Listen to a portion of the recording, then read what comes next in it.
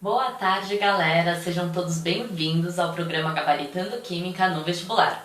Eu sou a professora Cacaso e tô aqui para mostrar para vocês estratégias para vocês gabaritarem Química no vestibular e no Enem.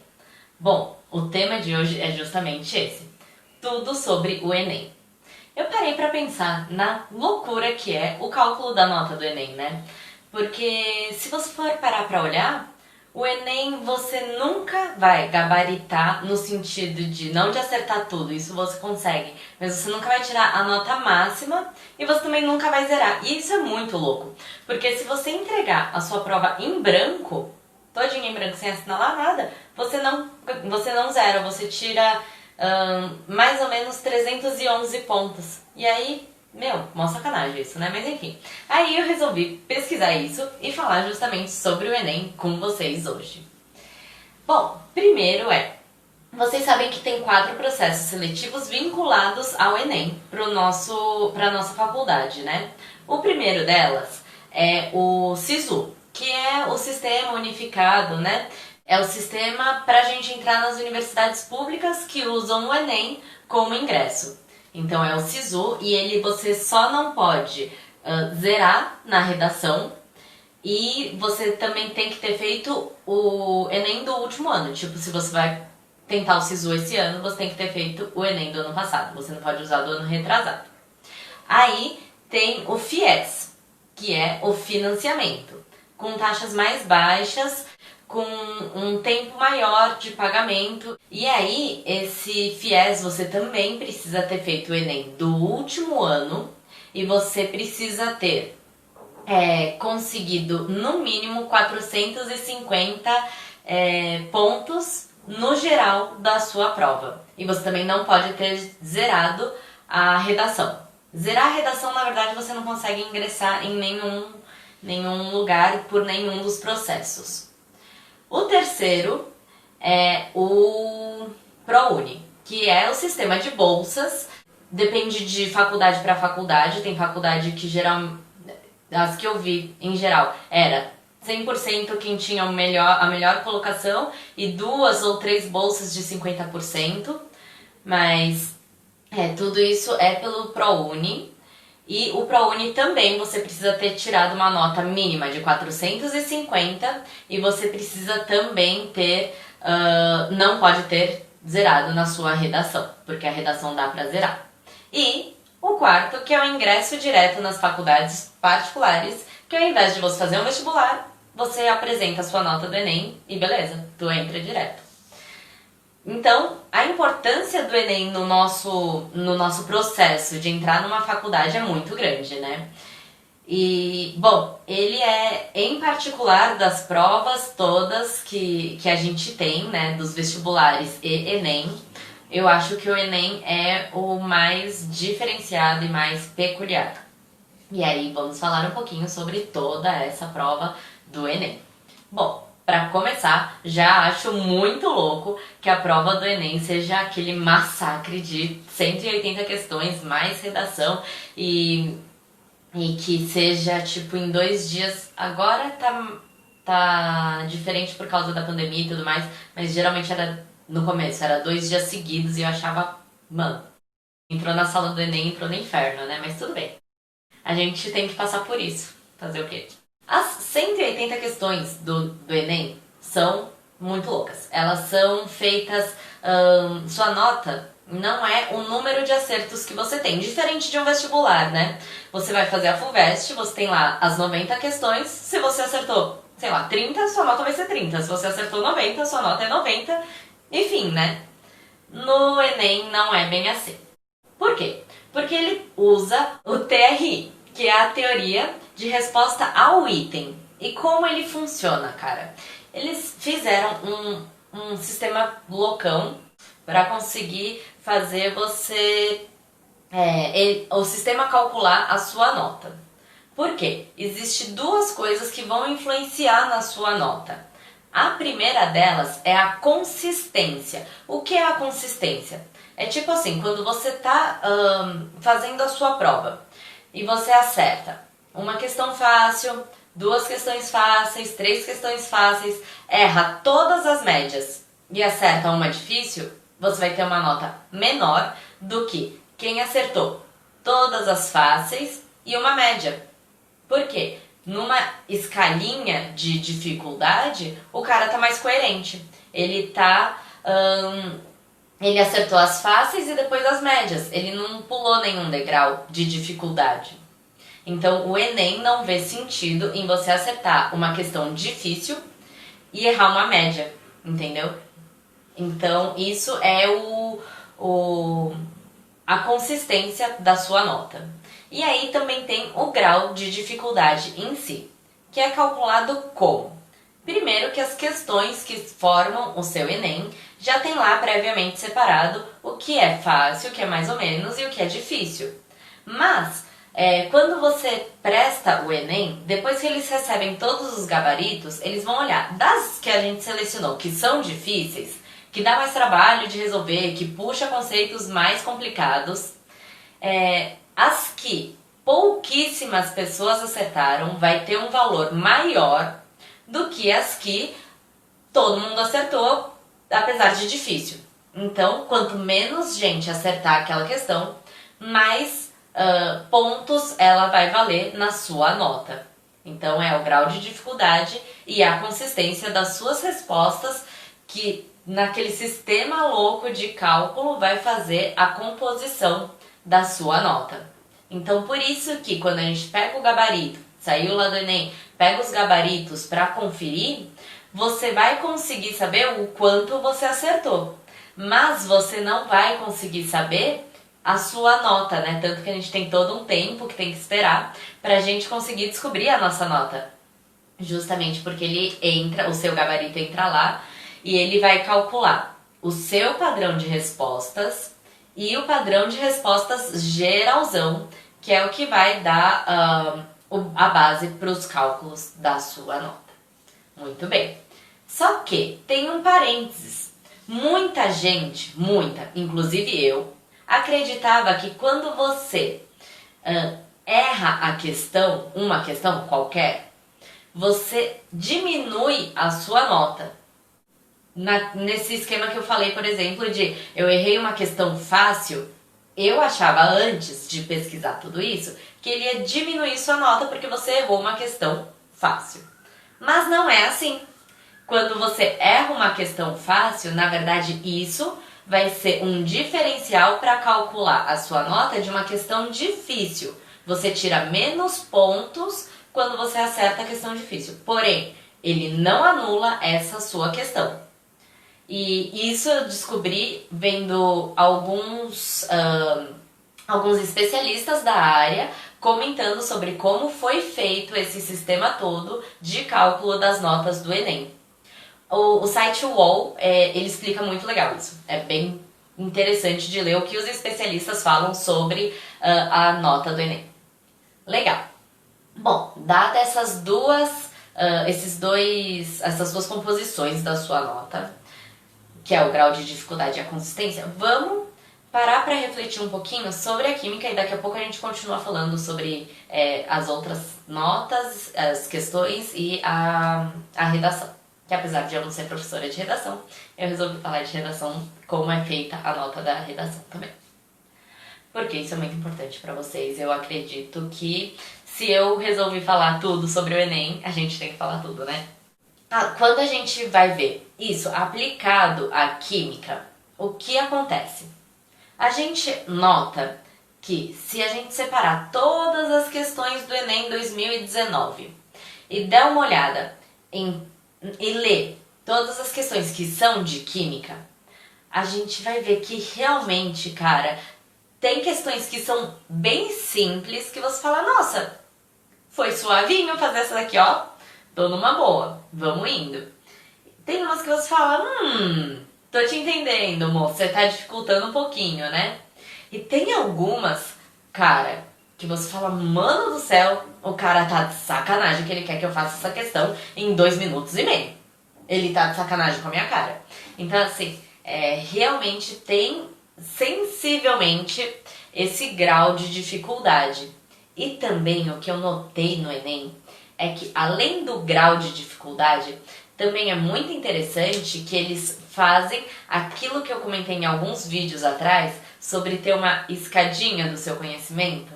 Eles não colocam em uma ordem, porque acho que até facilitaria e não sei se eles estão muito afim de facilitar a nossa vida. Mas eles, dá pra notar que cai um patamar, né, um andar do seu conhecimento lá, tipo átomos, tabela periódica, distribuição eletrônica, em maior ou menor dificuldade, mas tá ali entre o fácil e o médio. E aí você vai aumentando, você vai subindo no seu conhecimento, né? Então, depois de tabela periódica, você pegou reações para ver, ligações químicas. Ligações químicas estão ali também entre o fácil, médio, beirando o difícil, dependendo do que está englobando naquela questão. Aí você continua, né? No caminho que a gente faz quando a gente está estudando a química por assunto. Então você fala, depois de ligações químicas vem reações inorgânicas. E aí você pega e vai ver as questões de reação inorgânica dentro do seu Enem. E aí você fala, cara, tá começando a ficar difícil. Tá ali, ó, mais ou menos na parte médio pra difícil. E aí você vai indo, você chega uma hora que você fala, mano, e aí? Você acha que eu vou conseguir resolver essa questão assim, papum?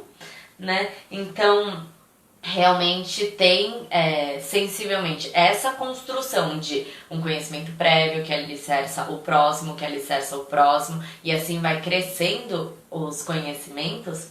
Nossa, e também essas dificuldades que tem o fácil, o mais ou menos e o difícil, meu, é muito, muito, muito notável isso. Se você pegar todas as questões de química do Enem, você vai ver como isso é notável. Tanto que eu tô fazendo as correções, né, comentadas e tal. E aí eu tava gravando a resolução de alguns exercícios e eu falei, esse exercício aqui deu explicação o quê? 1 minuto. Esse Enem aí tá ficando cada dia mais fácil. Aí eu fui fazendo as outras, né? Falei, mano, essa questão aqui deu uma explicação de 12 minutos. Entendeu? Então, é muito louco. É muito sensível esse grau de dificuldade que eles colocam mesmo no Enem. Mesmo. Não é enrolação. Então, eu concordo que as notas devem ser diferentes quando você erra uma questão fácil e acerta uma difícil. Não sei, ainda tô construindo isso dentro de mim. Mas tem todo o sentido, sabe? Se eu falar que isso não tem sentido, tô mentindo descaradamente pra vocês. Porque, cara, faz sentido esse cálculo. Então, o que a gente vai ter que pensar para construir a nossa química para o Enem? Que o Enem tem todo um vocabulário próprio, que ele é claro. Por exemplo, o Enem é muito pouco de pegadinha. Tipo, tem uma palavrinha ali que vai te fazer uma pegadinha. Ele é muito pouco disso. Porém, ele é bastante ele vai te dar um texto contextualizando um monte de coisa pra pedir um bagulho mó difícil. Vai. Entendeu? Então a linguagem do Enem é muito só dele. Assim, se você encontrar... Claro, a gente encontra questões em outros vestibulares que tem uma cara do Enem? Encontra. Mas não são todas as questões, entende? Você encontra uma questão que é com uma cara de Enem numa FUVEST? Não sei, nos últimos 5 anos eu não encontrei. Mas assim, numa Unesp, encontra uma questão que você fala, bem que podia estar no Enem que eu não ia sentir muita diferença. Mas é só uma, entende? E no Enem são todas as questões desse jeito que tem uma construção real da linha de raciocínio no seu enunciado. Então, pro Enem, cara, treina a leitura. Desculpa, não tenho o que ajudar, sabe, de ajudar a ler. Leitura é primordial pra gente conseguir fazer um Enem muito bom. Porque as questões mais objetivas do Enem tem sempre uma contextualizaçãozinha. Então você vai precisar manjar de interpretação de texto. E a gente só sabe interpretação de texto lendo. Que a gente pode fazer, né? Enfim. Bom, muito bem. Dadas esse pequeno apanhadinho aí sobre como é feito os dois parâmetros de cálculo da nossa nota, eu vou falar um pouquinho de redação meio como um parênteses, os professores de redação que me deem licença, por favor. Só vim aqui querendo que vocês entendessem que, diferentemente das questões objetivas, a redação a gente consegue zerar. E por que a gente consegue zerar a redação? Primeiro, se a gente não escrever nada, você entregou um negócio em branco, vai ser zero, O que as pessoas podem fazer? Nada. Bom, se você fugir do assunto, o cara falou, discorra sobre a pandemia, e você fala, ai, meu gato é muito bonito, né? Não. Então, se você fugir do assunto, você vai zerar. Terceiro ponto é, se você errar o tipo de redação que está sendo pedido para você, construa uma argumentação sobre, e aí você fala, era uma vez uma pessoa muito feliz. Mano, você não construiu uma argumentação sobre aquilo, né? Você está fazendo uma narrativa. Então, se você errar o tipo de redação que está sendo pedido para você. O quarto é usar, isso daí é óbvio, né? Usar palavrões, palavras chulas, mas isso também tá lá nos parâmetros de que xingamentos e palavrões não podem fazer parte da sua redação. Então, você zeraria nesse caso. A quinta coisa é deixar em branco, que eu já falei, você não escreveu nada, é lógico que você vai tirar zero. E a sexta coisa é não ter nenhuma das 5 habilidades que são pedidas para você na sua redação. Então, outro parênteses aqui, quais são essas 5 habilidades pedidas na redação do Enem? A primeira, escrita formal. Lógico, é um processo seletivo formal, eles estão pedindo uma linguagem formal. Se você escrever um negócio tudo estranho, eu acho que sua nota não vai ser muito boa.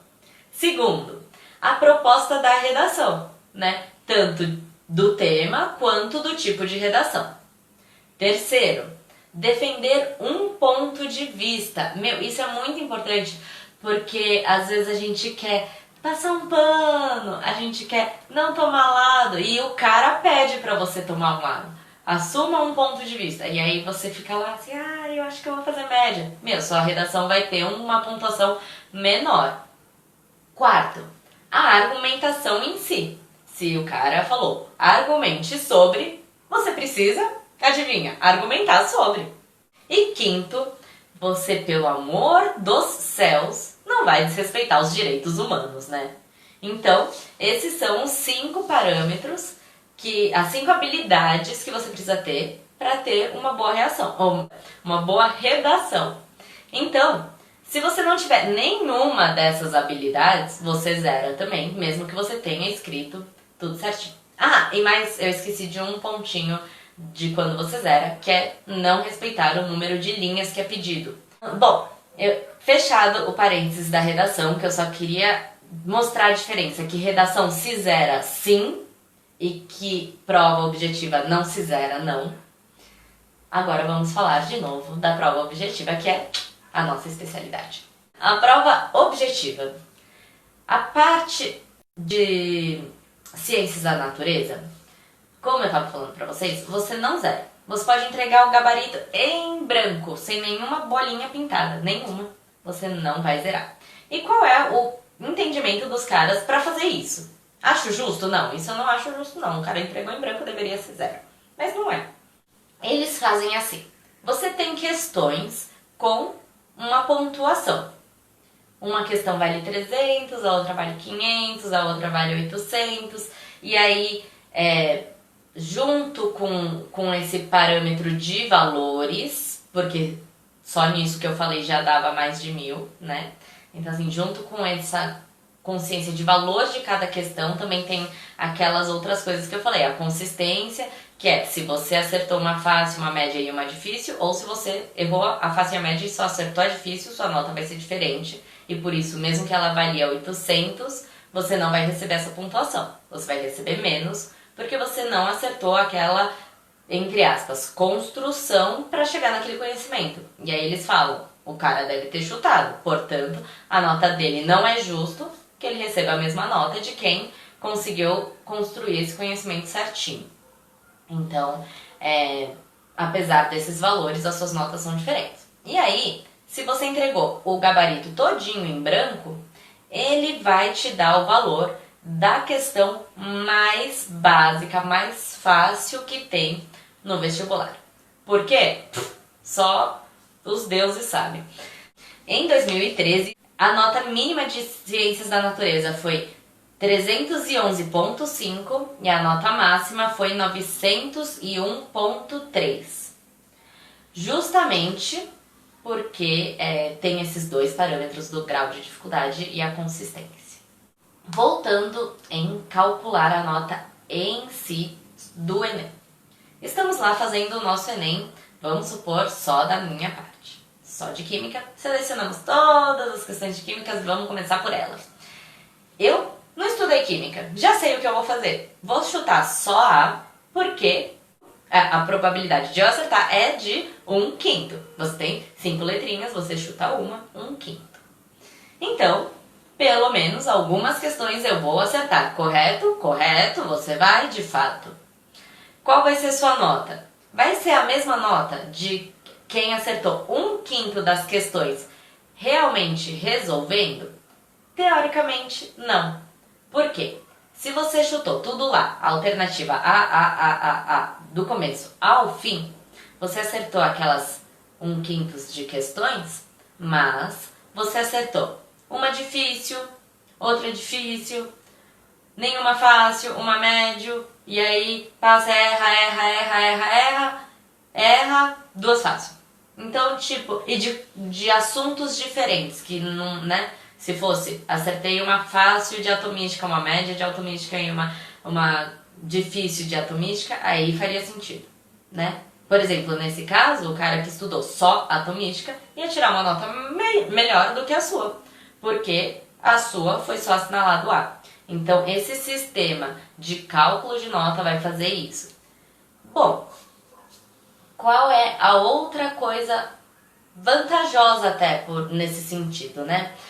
Se você estudou muito bem toda a química, vai ser muito mais fácil você conseguir fazer uma prova do Enem do que uma prova que tem pegadinhas. Porque ele é claro, a linguagem dele é aquilo que está escrito, é aquilo que está escrito, né? Diferente de uma FUVEST, que é muito mais lógico e matemático, muito mais objetivo, mas às vezes tem uma vírgula que se você não prestasse atenção, se lascava, o Enem é claro, ele não tem essas pegadinhas. Então, se você estudou e você tá com uma atenção legal, você vai conseguir resolver o Enem de uma maneira mais suave, digamos assim, se é que existe um jeito suave de fazer essas provas, né?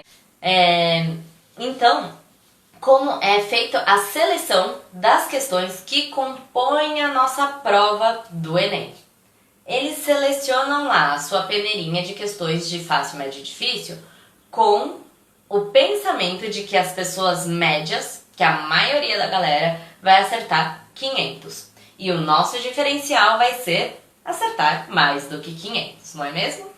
Então, se a gente pega a prova do Enem e entrega para um monte de gente, que é o que eles fazem, a gente vai ver que a maioria vai acertar por volta de 500. E é por isso lá que quando as pessoas querem tirar o diploma de ensino médio, equivalência e tudo mais, eles pedem que a nota do Enem seja 500. Porque você vai estar na média da galera que fez o ensino médio. Porém, queremos passar em uma boa universidade, que com certeza é concorrida. Então, a gente tem que fazer uma nota muito melhor do que 500. E a gente só consegue fazer isso construindo muito bem o nosso conhecimento, porque é sério, gente, parece que é coisa para inglês ver, parece que é assim uma coisa que eles só falam que acontece, mas não acontece, mas é muito sensível que o Enem foi elaborado dessa forma. Quando eu estava prestando vestibular e Enem, eu achava isso uma injustiça das maiores. Como assim? Eu acertei uma questão super difícil. E o cara que acertou uma questão média vai tirar uma nota maior do que a minha? Mas faz muito sentido. Por quê? Quando a gente faz o nosso estudo, quando a gente está estudando para a gente fazer a prova, a gente tem que ter esses níveis de conhecimento e de aprofundamento na matéria. Imagina, uma pessoa só sabe que átomo significa átomo, não divisível. E aí, a outra pessoa sabe o que significa a palavra, quais foram os principais modelos atômicos, como é constituído um átomo.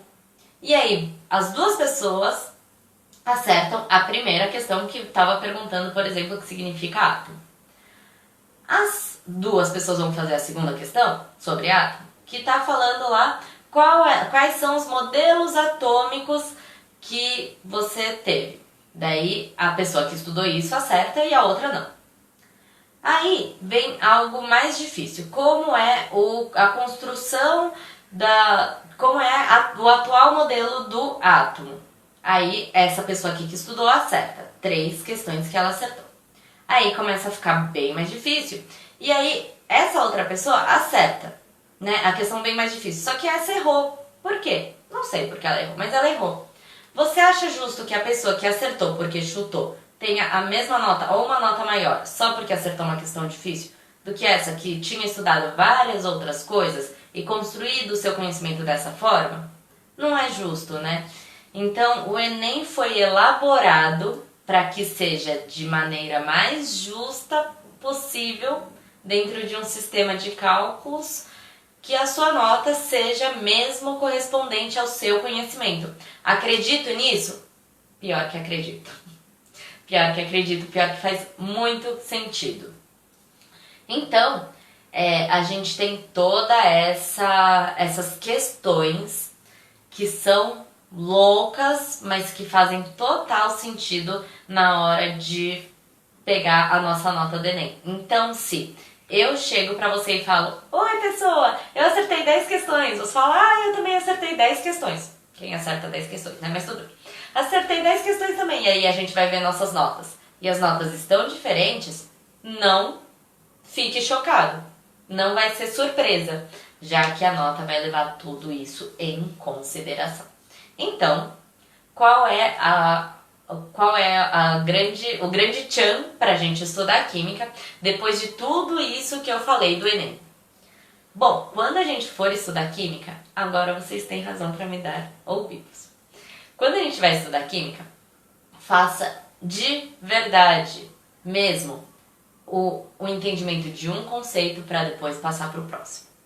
Depois que você entendeu esse, passa para o próximo. Que não adianta a gente tentar entender aquele conceito lá da frente e bem mais difícil se a gente não entender os conceitos que fundamentam eles. Isso para uma FUVEST da vida daria certo, por exemplo? Decorei tudinho, decorei o capítulo de conceitos mais complicados. Para a FUVEST funciona? Funciona porque você decorou e aquilo lá é difícil e você vai acertar mais questões do que a outra pessoa.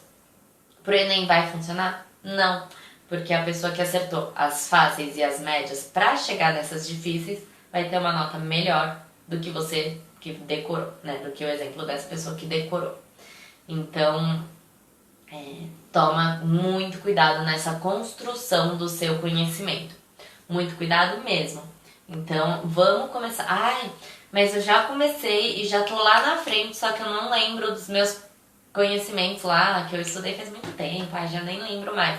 Cara, dá um stop, dá uma segurada aí no ânimo, no pique que você está estudando, volta lá pro começo e revisa. E tem essa revisão sempre com você. Não custa, sabe? Você ter lá uma pilha de resumos de revisão e todo dia quando você for começar a estudar química, dá uma olhada, só uma olhada mesmo, de fato, olhada. Olha os títulos e fala: ih, esse daqui eu esqueci o que é. Puxa, lê, volta.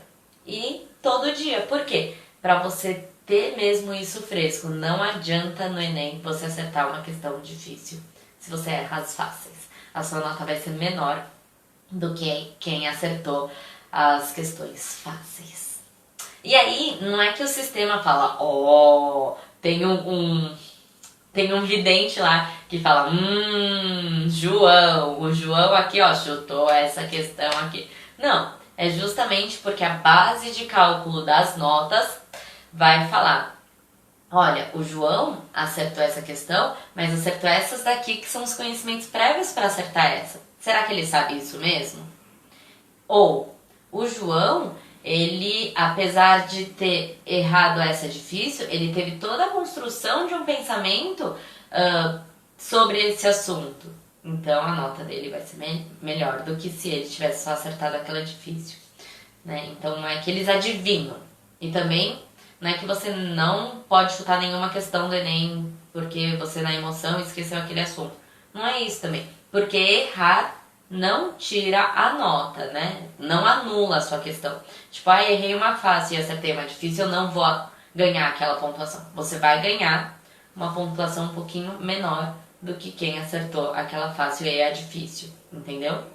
Então, toma cuidado com pular conteúdos na hora de estudar. Não pule conteúdos, tipo, isso daqui tá muito difícil, vou passar pro próximo e deixar isso pra lá.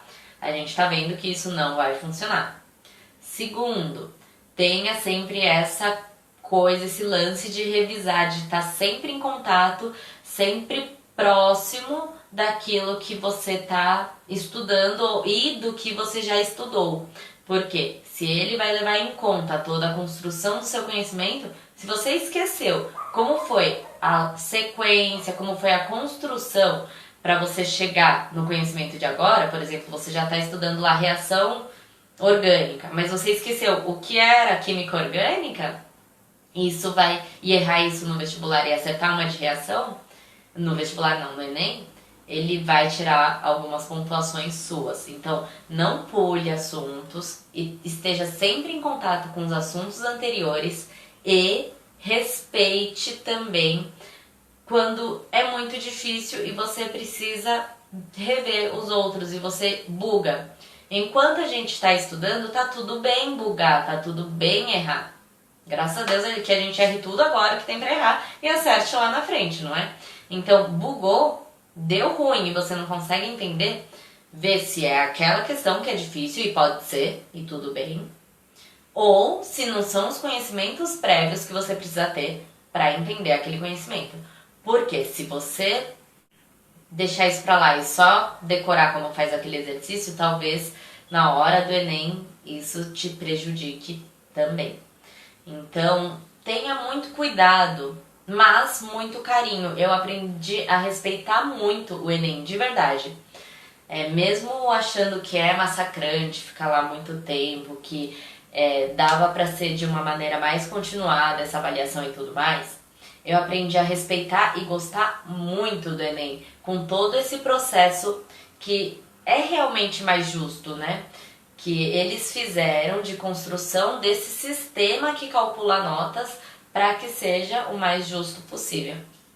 Apesar de que eu reconheço que, claro, às vezes por falta de atenção, às vezes por nervosismo, por passar pro gabarito errado, sabe? Às vezes a gente erra uma questão que era fácil, né? No vestibulinho, quando eu prestei, eu fiz uma questão que eu tinha certeza absoluta da resposta, passei errado pro gabarito. Aí já era, né? Pintou a bolinha errada, ué, o que você pode fazer? Mas assim, eu reconheço que isso acontece, mas eu acredito muito nessa base de cálculo da nota do Enem. Então trate o Enem com carinho, estude com amor e carinho para essas provas, porque cada vez mais eles estão tentando ser mais justos, né? E se eles estão tentando ser mais justos e mais verdadeiros, a gente vai ter que mostrar que a gente realmente sabe, que a gente realmente estudou e que aquela nota é verdade, não é chute. Então, eu fiquei muito feliz com essa pesquisa que eu fiz sobre o Enem. Eu fiquei muito satisfeita que o Enem tá dessa forma, né? Que ele foi pensado dessa forma para que a gente consiga mesmo avaliar de uma maneira mais profunda o conhecimento. Reconheço também que Bom, eu não vou falar sobre oportunidades e a meritocracia, enfim, mas em termos de conteúdo e construção de conhecimento, ele tá mais justo. E isso me satisfez bastante, sabe? Fez com que eu falasse, nossa, até que o Enem tem suas razões para ter isso, né? Até que essas notas que são calculadas têm suas razões. Acho justo quem entregou a prova em branco ter uma pontuação? Não acho. Mas acho justo que essa construção da consistência das suas perguntas e do grau de dificuldade das questões tenham sido pensadas na hora de fazer tanto o sistema de cálculo de nota quanto a própria montagem do vestibular. Porque daí é legal, né? Não é aquele negócio que todas as questões são super difíceis. Tem umas questões que você vai ler e você vai falar, nossa, esse daqui, ó, vou dar um abraço na pessoa que escreveu esse exercício, porque, ó, foi amor essa pessoa, né? Então, tem mesmo isso. Não se espante, porque a gente tem a mania também de se espantar. Quando a questão é muito fácil, você fala, oh meu Deus, estão pregando uma peça. No Enem pode ficar mais tranquilo, porque realmente tem as questões que são mais fáceis, que você vai falar, nossa, nem doeu essa questão, né? Nem me deu dor de cabeça, tá suave. Então, realmente tem. E isso é, de certa forma, aliviante, né? Você sabe que dentro daquela prova monstro, você vai ter uma questão que é mais confortante, mais um abracinho no seu coração. Bom, tudo isso que eu falei hoje pra vocês, eu acho que é muito importante pra gente parar pra pensar de não pular conteúdo, pelo amor dos deuses. Porque eu vejo muita gente falando, ai, não entendi tal coisa, posso pular? Isso cai muito? Meu, não vai na bobeira de as coisas que mais caem no Enem. Porque realmente tem alguns tópicos que vão cair com mais frequência. Porém, se você estudar só ele, você não vai estudar de novo aquela construção do conhecimento, que agora a gente está mais do que provado que o Enem vai calcular essa construção, né? Então não pule assuntos, não estude só o que mais cai, porque estudar o que mais cai não vai construir a sua nota de forma efetiva. Estude de fato do começo, vá subindo seus degraus do conhecimento, porque o Enem, ele tem esse entendimento da construção do conhecimento a partir de uma informação mais simples, que vai se tornando mais complexa. Como quando a gente começa a estudar química, a gente estuda pela coisa mais simples e vai tornando elas mais complexas. Então, estude isso com carinho, de verdade. Porque às vezes parece que é coisa de professor chato, falando, é importante você saber sobre átomo. Aí de novo você me falando que é importante. Mas, tipo, o Enem, se você errar uma questão de átomo e acertar uma de ligação, você vai ter uma nota menor do que quem fez o contrário, porque o conhecimento prévio era átomo, entendeu? Então, não é coisa de professor mala. Quando a gente fala pra vocês, não desiste desse assunto, entende que ele vai ser importante pros próximos. Realmente é importante e é cobrado dessa forma no Enem. Então, acalme o coração quando você não entende as coisas. Peça ajuda, pelo amor dos deuses, porque eu tô aqui realmente para ajudar vocês. Não pule conteúdos e vamos construir esse conhecimento devagar e sempre, porque o Enem, ele vai olhar com muito carinho para essa construção do conhecimento e para essa construção de dificuldade dos conteúdos e das questões. E a maior dica de todas que eu tinha dito para vocês, pelo amor de Deus, leiam. O Enem, ele cobra muita, mas muita interpretação de texto, independente da disciplina que você está resolvendo a questão. As questões são contextualizadas, tem um textinho para você tirar as informações de lá. Esses textos geralmente te ajudam um bocado, mas eu ainda não achei muitas questões no Enem que eu consigo falar, tipo da FUVEST, que se você só lesse com atenção e soubesse só interpretar aquele assunto, você conseguiria resolver, a não ser quando é interpretação de texto. Mas assim, tirando esses casos de questão de interpretação de texto, não achei ainda questões no Enem que a resposta tá lá solta. Ele realmente avalia se você estudou, se você sabe, e não é pegadinha. Nossa, eu vim aqui pensando de verdade falar mal do Enem, de verdade. Eu Comecei a pesquisar o Enem porque eu falei, meu, tô revoltada. Como assim? Se eu acerto 10 e a pessoa aqui do lado acerta 10, as nossas notas são diferentes. Eu revoltadíssima, né? Desde sempre. E aí, quando eu resolvi fazer essa pesquisa do Enem, eu falei, ai, coitado do Enem, ele olha com tanto love pra gente, e a gente assim, né, julgando o sistema dele. Então, assim, ai, eu queria tanto falar mal do Enem, mas eu acabei gostando dele. É sério, de verdade, eu queria muito falar que o Enem é do mal, que o Enem é cruel, que o Enem...